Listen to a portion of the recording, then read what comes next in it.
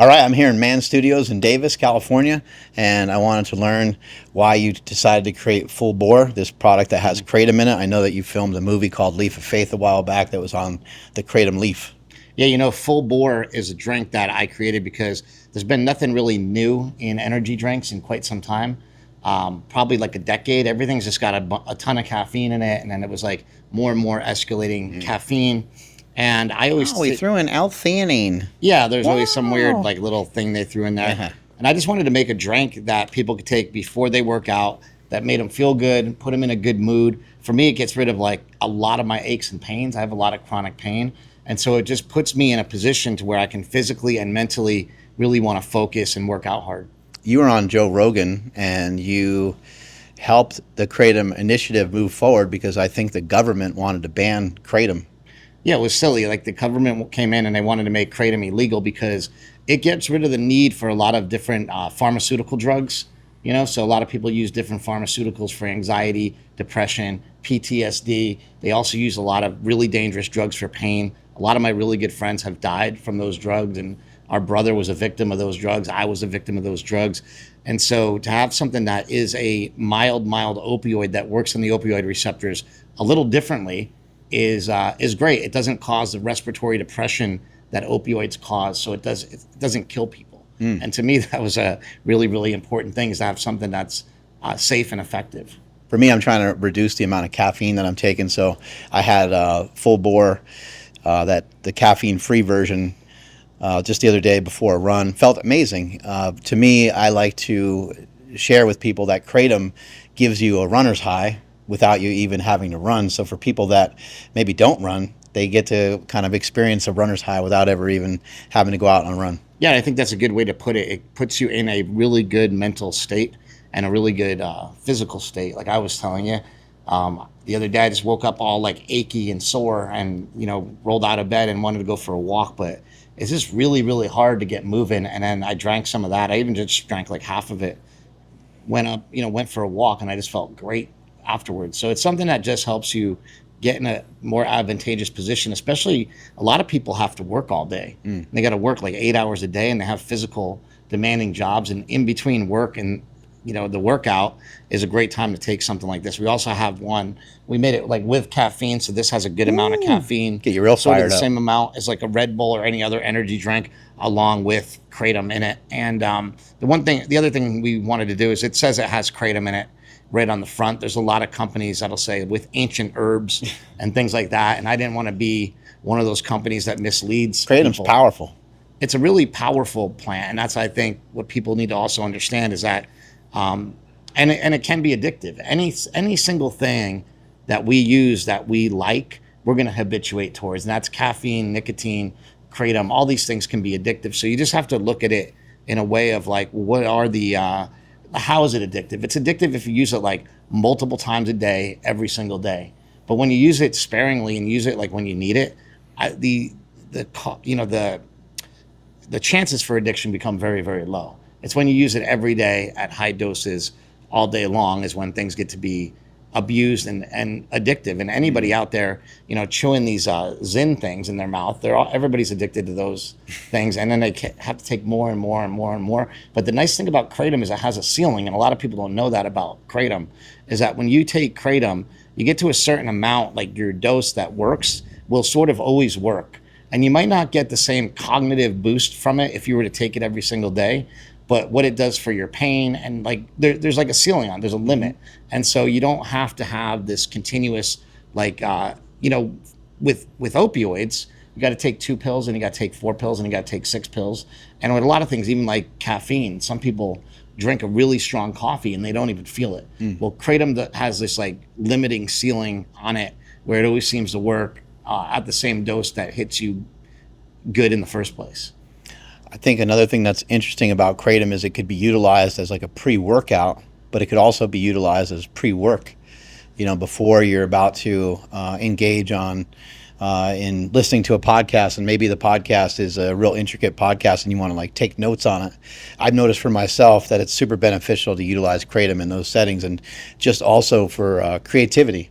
So I'll be out on a walk or something like that, and maybe I had some kratom, maybe I had some Full Boar before a walk, And the creativity that you get sometimes just from walking sort of naturally occurs as well, but you're also getting hit with the kratom simultaneously.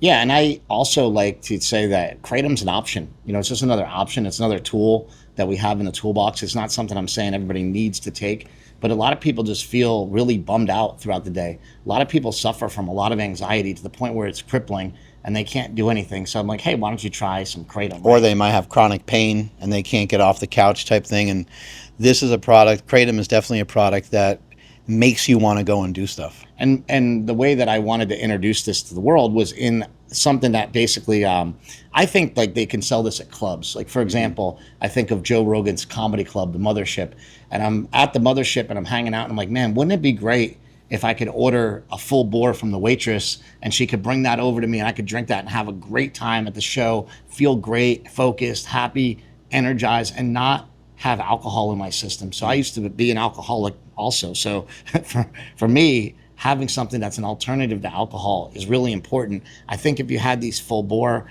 yeah, I'd say you probably like at night, most people would want the caffeine free one, and that's why we have that option. But if you were out at a club, instead of ordering a Red Bull, which has caffeine in it, a full bore would be a much better option. So it's also like this alcohol replacement, and there's a reason why we made it. It's like a social lubricant. Like if you're shy and you don't like to talk to people and you have some kratom, you're going to end up being talkative. Give us a little full bore speech. Like, what do you think this is going to do for people? Like I said, I just think it's a great alternative to what's out there already. Rather than just like firing you up, it allows you to collect your thoughts, get focused. It really allows you to open up and not be shy. A lot of people are gun shy and they're afraid to talk or say anything. It doesn't get you high. Like Joe Rogan had a really interesting comment because I had gotten in a conversation with Joe Rogan where he asked me how many capsules I take, and I suffer from extreme chronic pain. So I told him 10, but I didn't tell him to take 10. So he took 10 and he said he got really really high. But what was interesting, he's like, I got really like high from it, but it was a functional high. Like I could move my arms. I wasn't. He said he liked it for like jujitsu and stuff, I think. Yeah, it wasn't impaired. And then Tom Segura cut in on him and said, yeah, and I, to be honest, it gives me more confidence. I think that's important that it gave somebody that's at that level that's not scared to go on stage and talk in front of all those people, got more confidence from it and found that to be a benefit from it. And like I said, everybody will find their own dose. And I actually recommend that most people start with capsules like the Mind Bullet that you sell. I feel like people should get those, start with, maybe even just one capsule and then work their way up. And they might need a lot of capsules in order to get those really extreme pain relief effects. But once you find that dosage, usually it's the same kind of forever, Have you ever felt like not working out? Every day. Yeah. And why? Mainly because of pain. It has and nothing you've to had do. pain for years, right? Yeah. But then if you take full bore and you wait 15 minutes and it hits you. Yeah, well, full bore is actually great because it's in a liquid form. It comes from an extract that we make. It's a really high quality extract, and extract kicks in really fast. So literally when you take a sip of it, it's already starting to work. You feel it pretty much right away as compared to taking the capsules that may take you a half an hour or 45 minutes to kick in because they have to break down. You're in a lot of pain, so that's something that distracts you from going to the gym. You're also in your 50s and you've been training for a long time, so it makes sense that training doesn't always naturally call to you. But have you found that when you consume some of this, when you consume some full bore, that you get kind of antsy to maybe get to the gym? Yeah, so what's great is that I will take it and I'll sit down and try to like watch TV or something, and I just can't watch TV, which I think is great. It's like it'll make me get up. You do one of these, you go, hold this, and you go running out of the... Yeah, kind of. What's really weird is I've told you this. I've never really ran in my life, because I have like messed up hips and bow legs and all these problems that I was born with. And I drink this and I feel like I want to start running. And to me, that's like might be the catalyst between being able to run. The other thing like I want to watch out for is that it's not just like, it's weird because I feel like it's not a Band-Aid, because some people say, well, it's just, covering up for your pain. And I'm like, I know, but when I actually use just kratom in general, when I use kratom in general to make a comeback from what happened was I went to rehab for drugs and alcohol because I was addicted to drugs, prescription drugs, because of pain. And when I went to rehab and got out, I was like, well, this is great. I'm sober, but I still have a lot of pain. And then I found kratom, and I found kratom in a capsule form or in a powder form. And I started taking that. And it wasn't just masking the pain. It was masking the pain for long enough and strong enough to allow me to work out and do the corrective exercises that I needed to do, like box squats and trap bar deadlifts and all these things that I needed to do to get my body moving again. So I used it maybe as a Band-Aid, some people might say, but as I was using it, I was like getting stronger every day, and I was getting better every day. Now I can move around pretty good in comparison to how I used to move. Part of the reason why kratom can be addictive is because it's powerful and because it works. It works great. And so for myself, I've had many days where I've been like on my way home from maybe a day of, podcasting a couple times, doing a bunch of things. And in the morning, I had it all set in my head. I was going to work out. I was definitely going to work out after the podcast. I was going to lift weights. I was going to run. I was going to do all these things. But what I've found is sometimes driving home from work, I'll have some kratom. And then again, 15 minutes later, I'm fired up and I'm like, oh, I need to go run. And sometimes I'll run and then I'll lift, or I'll lift and then I'll run. So I found that happening many times. I've also have found it to be amazing to utilize kratom for running. So like I might be scheduled to run for 30 minutes or 40 minutes, and I'll run for like 2 hours. Yeah. Now that's not always a good thing, because I might sort of wear myself out, and the next day I'll definitely feel some of the impact of that. But people should be aware of the concerns. People should be aware. Do your own research. Look up kratom. Look up mitragine. Check it out. Make sure that it's something that you feel is going to actually serve you. But for myself, I know for you, like, it's been something that's been life altering to me in a lot of ways. Yeah, it's kind of been like a miracle. And you're always like looking. I always look for things that move the needle. And I've taken every supplement on the planet. I've tried every workout on the planet. I've tried everything. And the things that really moved the needle for me for pain, inflammation, and all that were the carnivore diet, completely a life-changing scenario for me, that just really got me thinking in a different direction and eating a lot better and incorporating fasting and like a lot of things. It did a lot for both of us, I think. And then kratom was another thing that I found that I'm like, okay, on the list of things that quote unquote work, people go, does it work? Kratom and the carnivore diet are at the top of my list pretty much. There's a couple other things like fasting. I think getting more sun, getting more sleep, those things all quote unquote work. And we know how powerful movement is, but kratom is something that can be something to encourage you to move. Yeah, absolutely. It actually encourages activity, and I think that's important too. And then how many people do we know, how many family members and friends and people do we that are in our circle that are banged up? They have something wrong with their shoulder, their hip, their knee, their back. And you don't necessarily want people like blasting kratom all day, but if it is something that's going to encourage them to move and it gets them into the gym or it gets them outside for a walk, to me, I just think that that's too powerful to ignore.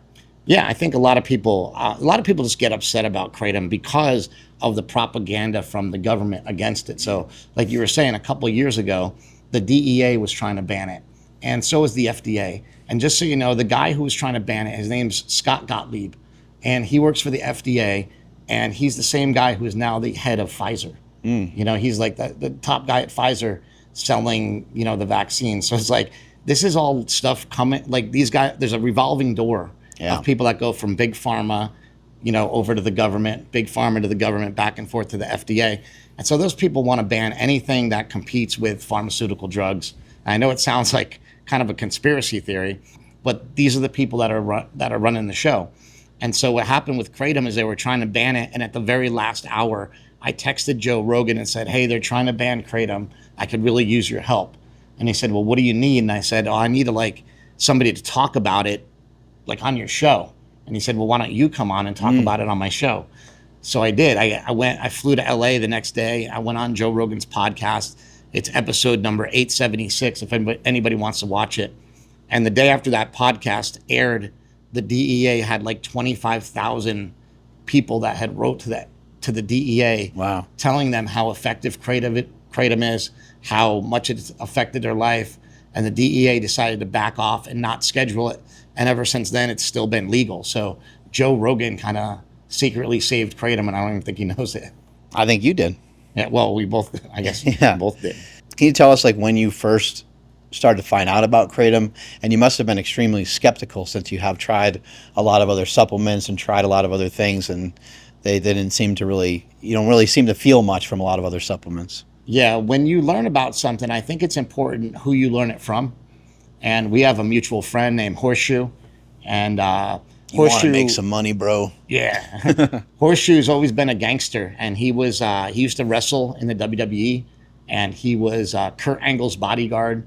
But he also used to be, you know, a drug kingpin, basically, right? He used to sell drugs. He's like done everything, right? He's got a big knife mark from here to here. Yeah, he's had his throat slit. He's had he's been shot at. You know, he's been shot up, I should say. He's been through everything. And when he came to me, and he was taking 90 pain pills a day at one point when he was in the WWE, he had a massive stroke. And when he called me up and he said, "Hey, bro, have you ever heard of kratom?" And I said, "Yeah, I've heard of it, but I tried it and it didn't do nothing, like really, because I didn't know what it was supposed to do." Yeah, sometimes you might not know the dosing and so on. I thought it was supposed to just get you high, and I'm like, that at the time, that's what I was interested in, because I was a drug addict, you know. And I said, "Yeah, I don't know if it did," but this is actually after I got sober. He called me and he said, "Have you ever tried kratom?" And I said, "No." And he said, "Well, I want you to try it. I think it would really help you with your chronic pain." And so he came here to visit, and he gave me a bottle of kratom. And next thing you know, I was like, "Oh my God, this is like a miracle." And he said, "Well, look, I have a friend that owns a kratom company, and he thinks it's important, and he'd like to talk to you about like maybe making a documentary about it or something." And I'm like, "Well, no, I'm not going to do a documentary." Like, that's weird. I just found out about this like yesterday. I'm not going to just go do a documentary about it. And basically, like, he went back home and whatever. And 3 months later, I called him and I said, "Hey, who's your friend? Let's make a documentary." Like, I needed, like, I started using it for a couple months. I realized how effective it was. I messed around with the doses. And to hear it from a guy who had used so many pain pills in his life to say this actually works was, for me, what, like, most of the proof that I needed, that somebody would actually use this, that used to use really hardcore drugs, and think that this is actually a better alternative. It's crazy how prevalent it is for people that were formerly addicted to drugs. It's helped people get off of drugs. It seems to be something people use as an alternative to alcohol in some instances. But then it's also getting to be really popular in fitness. You know, I have my own brand of it I've been selling for a few years, but there's a lot of other influencer type people out there that are selling it. And then when I go to gyms, I went out to the Dragon's Lair out in Las Vegas not that long ago, and I was just in talking with some people, and everyone's on kratom. Yeah. That's in the gym. It was amazing. Yeah, Larry Wheels works with a company called White Rabbit as well. He's got a very similar drink to this out. It's not as strong as this. It's stronger than Larry Wheels in one thing. Yeah. But I love the drink White Rabbit. If somebody's looking for something that's like Tastes a good. little more mellow, it actually tastes really good. I'm all for kratom all the way around. Like, I love Mind Bullet. I love helping other people's brands get off the ground, because I feel like a rising tide raises all ships. And if you're working with kratom companies and helping them with their products, the one thing that I disagree with, and I think people need to look out for, is they make these shots, these extracts, and these extracts are up to like 500 milligrams of kratom now. And I think that things should be limited to around 100 milligrams of kratom. I think anything like more powerful than that, like, we're getting into territory now that could be dangerous. If for some reason you needed more than that, and just Buy two. Yeah, buy two, right? Yeah, and but yeah, they're dosing them, and they're saying, hey, maybe only take half of this, but if you take half of 500, is still that's 250. Still 250, which is way too strong. Way too high. 100 milligrams. What I would really love to do is see somebody come in and sort of regulate kratom in some sort of way where, like, hey, you can make all the shots you want, but they have to be 100 milligrams or less. Now, people might boo me for that in the kratom industry, but in the end, they'll thank me for it, because the people get really, really addicted to this stuff. If you go online and you look in subreddit under like quitting kratom or quitting Feel Free is a brand of sort of these blue little kava, they kratom, have kava and kratom combo together, and they use some sort of fermented kratom, and for some reason they're highly addictive, and people are drinking 12 of them a day. You know, and so you got to be in America. I found that you can't just let everything be legal and let people go at it, because they go at it to the nth degree. And so Take it too far. This isn't just the kratom industry. The marijuana industry now has everything's like, it used to be 30% THC in a product used to be good. Now 90%, 95%. It'll get to a point where it's even stronger than, you know, like than it would ever be, you know, where it's over 100%, which sounds crazy, but like they're going to make it so strong that everything knocks you on your ass. And then it's like, what's the fun in that? You know, so I'm all for regulating kratom. I think the government should regulate kratom, as long as they do it right. I think what they did with marijuana is you used to be able to walk into a marijuana shop and you could buy 1,000 milligram edible, 1,000 milligrams. That will knock you out for like a week. So nobody should be able to, in my opinion, like that's just crazy, because it's gonna, when you still sell a single thing and say, hey, take this in 5 servings, nobody's gonna do that. They take the whole thing. Have you ever heard that, I think over the last couple of years, I think it's in the Netherlands, they administer heroin? Have you ever heard about that? Well, some places have safe places where you can do things, right? Yeah, you can go, like, I forget if it was Netherlands or somewhere else, but you can go to a doctor, and every morning, if that's what you needed because you're addicted, you can get your fix. And then the reported amount of deaths from that over the last 3 years has been Yeah, you know, zero. and if you look at Portugal, they made all drugs legal. Everything you can, everything goes. You can just have it because they got sick of enforcing all the drug laws and everything. And in Portugal, I think things have been going really well. But over here in Portland, Oregon, they made everything legal. You know, anabolic steroids are legal. I wouldn't say it's legal. It's decriminalized. Yeah. So if you get caught with it, you're not going to really get in trouble, as long as it's for your own use and you're not distributing it. And they decriminalized it, but now they're having a lot of problems because like a lot of people are buying and selling drugs on the street, and like, you know, like they never really made it clear what decriminalized was, I guess. And they're just having a lot of issues that maybe they wouldn't have. They're having more people use drugs than would normally use them, and that's something that I think you know, there's got to be another way to do it over here in America. I heard Robert Kennedy Jr. talking about having rehabs in every single state that are free to go to. And I think that that's great, but I don't know how you're going to battle the multi-billion-dollar rehab industry that is set up to take people's money. You know, like when I went to the rehab I went to, I got really lucky. I was making a movie, and I was in the middle of the movie, and the guy was interested in being in the movie. So he treated me for free. But that rehab I went to cost $60,000 a month. And in order to get really good treatment, you need to be there for like 3 months. So imagine, like, I ended up getting lucky and going for free, but I would have never been able to afford any rehab.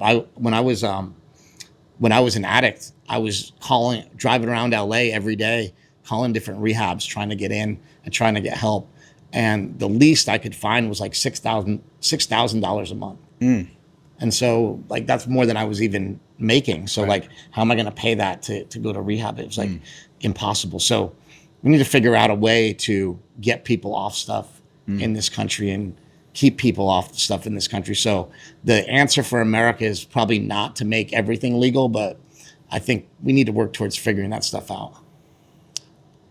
Well, I think looking at a lot of drugs as if they have like an actual use, you know, is a pretty good place to start. You know, I think there's certain drugs that have like such a strong downside to them because they're so addicting to where they could potentially, you know, ruin your life. The upside is probably still high enough for people to want to ruin their lives for crystal meth or crack or whatever the drug might be.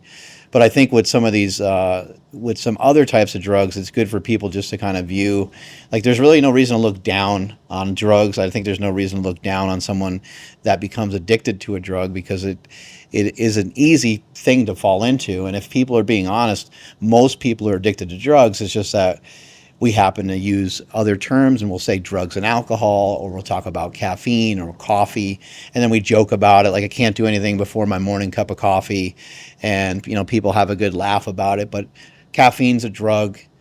The information that surrounds caffeine is mostly positive. Most of the research shows that but who's doing that research and why? Yeah. Is there a reason to have someone tethered and connected to this research and this information that this item is good for you? Like, is there a reason for the government or somebody else to say, hey, drink up, keep having that coffee, well, because of the sleep problems and how sick everybody is? And I'll give you a good example. If you were to go to Starbucks and order a coffee that had 500 milligrams of caffeine, it would probably put you in the hospital, right? And that's the thing. Like, there's some of these kratom shots that have 500 milligrams of caffeine in them, and they will put people in the hospital if they drink the whole thing, in my opinion.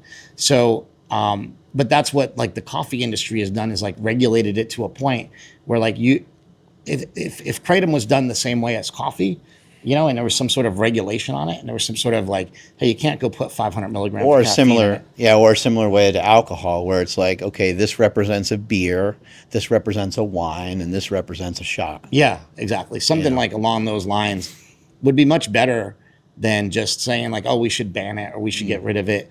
I just think I think we should regulate it. The real problem that's crazy is when I was making a leap of faith, I was like, well, kratom's been, the definition of a dietary supplement is something that's been in our food supply like forever and is like, not known to be harmful or whatever. And then there was some law that like, if it's been on the market since 1984 or before that, then it just got grandfathered in with the DSHEA Act, which was a Dietary Health Supplement Education Act in like 1992, I think. And in that bill, they said if anything's on the market before 1984 and you can prove it, then it should just be legal by all means, and it falls into a dietary supplement. Well, kratom was deemed to not have been here before 1984. However, it was. And I found solid proof of that when I was making my movie, and nobody wanted to hear it. So when I tried to tell them, hey, I actually have proof that kratom was here before 1984. There's a store in Alabama that sells it. Here's the name of the store. The DEA, they didn't want to hear that. They're like, they kind of like are lying about it, I guess. And so like, that's the biggest problem, is that kratom is not legal or illegal. It falls into this gray area like SARMs. And there's all sorts of kids on the internet using SARMs to get more jacked and look good or whatever. And there's no regulation on it because the government won't just label it as anything. They're just like, we just don't want anything to do with it. And so they fall into this like gray area, and the things in the gray area could be really dangerous and we're not doing anything about them. So like, let's figure out a place to put these things and then figure out what to do with them. As a kid, you looked up to Hulk Hogan and like the Ultimate Warrior and these guys that were like super fired up and had a lot of energy. Imagine if the Ultimate Warrior was still around, how much he would love kratom, and how much faster to the ring he would maybe be able to run. But when you take these things, do you feel like they kind of almost make you feel that way? They get you like super fired up like that? Yeah, it depends on, obviously depends on the day or whatever, but I think so. Like, I think, for me, what's really amazing about kratom is I've been taking it for about like since like 2017. So for a pretty long time now, about like 8 years, been taking kratom. And so to me, that's like the fact that it still works and I still feel awesome when I take it. A lot of times I forget about it and I'll be so stiff and so sore, and I'll be walking around the house. I'm like, oh yeah, I'll just go take some kratom capsules. And I'll take those kratom capsules, and half hour later, everything kind of goes away. It still works amazing for me after all these years. It's very natural, and so for me, it's been really a miracle, because what I was doing before that was I was taking Advil and Tylenol every day.